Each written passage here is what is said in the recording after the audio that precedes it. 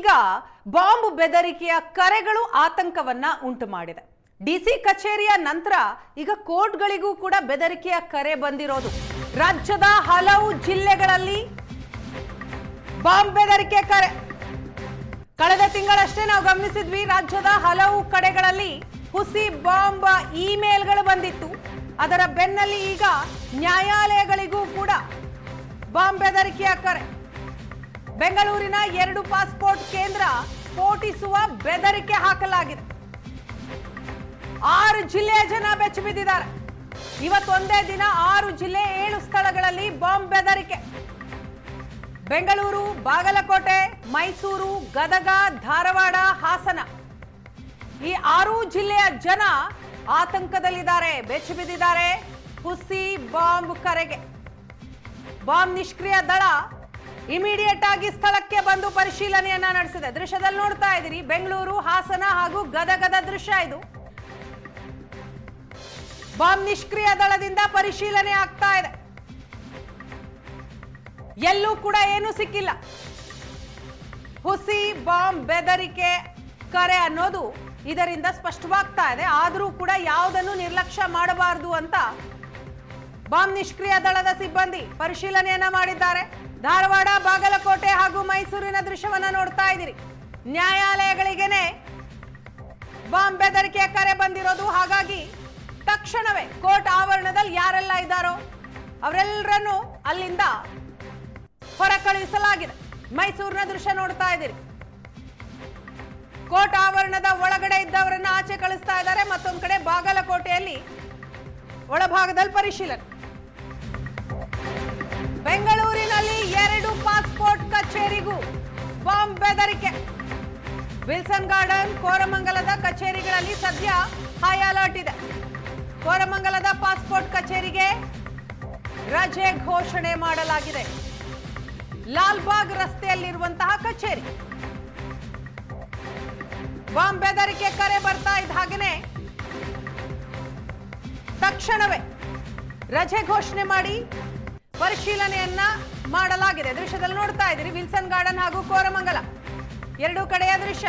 ಈ ದಿನ ರಜೆ ಅಂತ ಕೂಡ ಗೇಟ್ ನಲ್ಲಿ ಬೋರ್ಡ್ ಹಾಕಿದ್ದಾರೆ.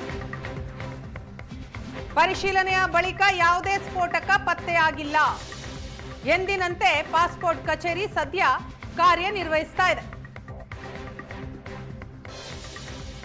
ಬೆಂಗಳೂರಿನ ಪಾಸ್ಪೋರ್ಟ್ ಕಚೇರಿಗಳಿಗೆ RDX ಇಟ್ಟು ಬ್ಲಾಸ್ಟ್ ಮಾಡೋದಾಗಿ ಹುಸಿ ಇಮೇಲ್ ಬೆದರಿಕೆ ಕರೆ ಬಂದಿರುವಂಥದ್ದು. ಸದ್ಯಕ್ಕೆ ನಾನಿದೀಗ ಏನು ವಿಲ್ಸನ್ ಗಾರ್ಡನ್ ಪೊಲೀಸ್ ಠಾಣಾ ವ್ಯಾಪ್ತಿಯಲ್ಲಿರುವಂತಹ ಲಾಲ್ಬಾಗ್ ಪ್ರಮುಖ ರಸ್ತೆಯ ಪಾಸ್ಪೋರ್ಟ್ ಕಚೇರಿ ಬಳಿ ಇದ್ದೇನೆ. ನೋಡ್ತಾ ಇರ್ಬೋದು, ಈ ಒಂದು ಪಾಸ್ಪೋರ್ಟ್ ಕಚೇರಿಗೆ ಅಂದರೆ ಕೋರಮಂಗಲದಲ್ಲಿರುವಂಥ ಹೆಡ್ ಆಫೀಸ್ ಏನಿದೆ, ಪಾಸ್ಪೋರ್ಟ್ನ ಕಚೇರಿಯ ಹೆಡ್ ಆಫೀಸ್ ಏನಿದೆ, ಅಲ್ಲಿನ ಕಚೇರಿಗೆ ಒಂದು ಇಮೇಲ್ ಇವತ್ತು ಬೆಳಗ್ಗೆ ಬಂದಿರುವಂಥದ್ದು.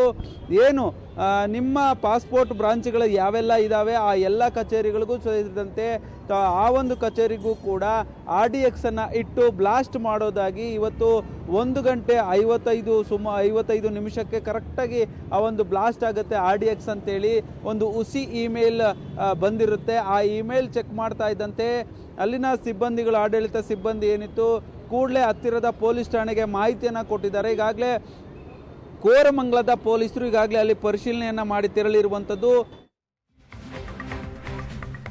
ಇನ್ನು ಹಾಸನ ಜಿಲ್ಲಾ ನ್ಯಾಯಾಲಯಕ್ಕೂ ಕೂಡ ಬಾಂಬ್ ಬೆದರಿಕೆಯ ಇಮೇಲ್ ಬಂದಿದೆ. ಕೋರ್ಟ್ ಸಂಕೀರ್ಣಕ್ಕೆ ಪೊಲೀಸ್ ವಿಶೇಷ ಭದ್ರತಾ ಪಡೆ ದೌಡಾಯಿಸಿತು. ಹಾಸನ ಡಿಸಿ ಕಚೇರಿ, ತಹಶೀಲ್ದಾರ್ ಕಚೇರಿಗೂ ಕೂಡ ಬಾಂಬ್ ಬೆದರಿಕೆಯ ಇಮೇಲ್ ಬಂದಿದೆ. ಆತಂಕದ ವಾತಾವರಣ ಕೂಡ ನಿರ್ಮಾಣ ಆಯಿತು. ಬಾಂಬ್ ಬೆದರಿಕೆ ಇಮೇಲ್ ಬರ್ತಾ ಇದ್ದ ಹಾಗೆ ಡಾಗ್ ಸ್ಕ್ವಾಡ್ ಸ್ಥಳಕ್ಕೆ ಬಂದು ಪರಿಶೀಲನೆಯನ್ನ ನಡೆಸಿದೆ. ಹಾಸನ ಜಿಲ್ಲಾ ನ್ಯಾಯಾಲಯ ಕೋರ್ಟ್ ಸಂಕೀರ್ಣಕ್ಕೆ ಪೊಲೀಸ್ ವಿಶೇಷ ಭದ್ರತಾ ಪಡೆ ದೌಡಾಯಿಸಿತು. ಎಲ್ಲ ಕಡೆಯೂ ಕೂಡ ಪರಿಶೀಲನೆ ಮಾಡಿದ್ರು. ಪಾರ್ಕಿಂಗ್ ಏರಿಯಾ ಇರಬಹುದು, ನ್ಯಾಯಾಲಯದ ಸಂಕೀರ್ಣ, ಎಲ್ಲ ಕಡೆ ಪರಿಶೀಲನೆ ಆಯಿತು.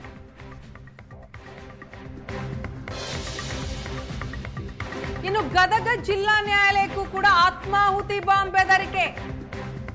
ವಿಕ್ರಮ್ ರಾಜಗುರು ಔಟ್ಲುಕ್ ಎಕ್ಸ್‌ಪ್ರೆಸ್ ಖಾತೆಯಿಂದ ಬಂದಂತಹ ಇಮೇಲ್.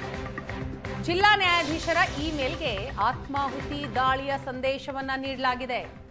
ಕೋರ್ಟ್ ಕಲಾಪ ಮುಂದೂಡಿ ಸಿಬ್ಬಂದಿ ಹೊರಬಂದರು. ಎಸ್ಪಿ ರೋಹನ್ ಜಗದೀಶ್ ಸ್ಥಳಕ್ಕೆ ಭೇಟಿ ಕೊಟ್ಟು ಪರಿಶೀಲನೆ ಮಾಡಿದ್ರು. ಕೋರ್ಟ್ ಆವರಣದಿಂದ ಎಲ್ಲರನ್ನೂ ಕಳುಹಿಸಿದ್ರಾಜು. ಗದಗ ಜಿಲ್ಲಾ ನ್ಯಾಯಾಲಯಕ್ಕೂ ಕೂಡ ಆತ್ಮಾಹುತಿ ಬಾಂಬ್ ಬೆದರಿಕೆ ಬಂದಿರತಕ್ಕಂಥದ್ದು. ಈಗ ನಾವು ಗದಗ ನಗರದ ಜಿಲ್ಲಾ ನ್ಯಾಯಾಲಯದ ಆವರಣದಲ್ಲಿದ್ದೇವೆ. ಇಲ್ಲೂ ಕೂಡ ತಾವೇನು ಗಮನಿಸ್ತಾ ಇದ್ದೀರಿ, ಆತಂಕದಲ್ಲಿದ್ದಾರೆ, ಜನ ಆತಂಕದಲ್ಲಿದ್ದಾರೆ. ವಿಕ್ರಮ್ ರಾಜಗುರು ಔಟ್ಲುಕ್ ಎಕ್ಸ್ಪ್ರೆಸ್ ಅನ್ನೋ ಖಾತೆಯಿಂದ 1:55 ಮಧ್ಯಾಹ್ನದ ಸುಮಾರಿಗೆ ಆತ್ಮಾಹುತಿ ದಾಳಿ ನಡೆಯುತ್ತೆ ಅನ್ನೋ ಮಾಹಿತಿಯನ್ನು ಜಿಲ್ಲಾ ನ್ಯಾಯಾಧೀಶರ ಅಕೌಂಟ್ಗೆ ಬಂದಿರತಕ್ಕಂಥದ್ದು. ಹೀಗಾಗಿ ಕೋರ್ಟ್ ಕಲಾಪವನ್ನು ತ್ಯಜಿಸಿ ಹೊರಗಡೆ ಬಂದು ನಿಂತ್ಕೊಂಡಿರ್ತಕ್ಕಂಥದ್ದು. ಸ್ಥಳಕ್ಕೆ ಶ್ವಾನದಳ ಹಾಗೂ ಡಾಗ್ ಸ್ಕ್ವಾಡ್ ಕೂಡ ಆಗಮಿಸಿದೆ. ಜಿಲ್ಲಾ ವರಿಷ್ಠಾಧಿಕಾರಿಗಳು ಕೂಡ ಸ್ಥಳಕ್ಕೆ ಬಂದು ಪರಿಶೀಲನೆಯನ್ನು ನಡೆಸಿರ್ತಕ್ಕಂಥದ್ದು. ಈ ಬಗ್ಗೆ ಮಾತನಾಡಲಿಕ್ಕೆ ಸ್ವತಃ SP ಅವರು ನಮ್ಮ ಜೊತೆಗಿದ್ದಾರೆ. ಅವ್ರನ್ನ ಮಾತನಾಡಿಸ್ತಾ ಹೋಗ್ತಾನೆ. ಸರ್, ಸ್ಥಳಕ್ಕೆ ಬಂದಿದ್ರಿ, ಇದು ಎಷ್ಟೊತ್ತಿಗೆ ಸಂದೇಶ ಬಂದೈತೆ, ಯಾರು ಕಳಿಸಿದ್ದು ಸರ್? ಸುಮಾರು ಒಂದು 12 ಗಂಟೆ ವೇಳೆಗೆ ಬಂದಿದೆ ಅಂತ ಹೇಳಿ ಇಮೇಲ್ ಮೆಸೇಜಲ್ಲಿ ನಮಗೆ ಮೇಲ್ನೋಟಕ್ಕೆ ಕಂಡು ಬಂದಿರುತ್ತೆ. ಈ ಸಮಯದಲ್ಲಿ ಅದು ಯಾರು ಕಳಿಸಿರ್ತಾರೆ ಅಂತ ಹೇಳಿ ನಮಗೆ ಸ್ಪಷ್ಟವಾಗಿ ಹೇಳಲಿಕ್ಕೆ ಬರಲ್ಲ. ಕಳಿಸಿರೋ ವ್ಯಕ್ತಿಯ ಇಮೇಲ್ ಅಡ್ರೆಸ್ ಮೇಲೆ ನಾವು ಮುಂದಿನ ತನಿಖೆ ನಡೆಸಬೇಕಾಗುತ್ತೆ. ಸರ್, ಈಗ ಸದ್ಯಕ್ಕೆ ಏನೇನು ಕ್ರಮಗಳನ್ನು ಕೈಗೊಂಡ್ರಿ ಸರ್?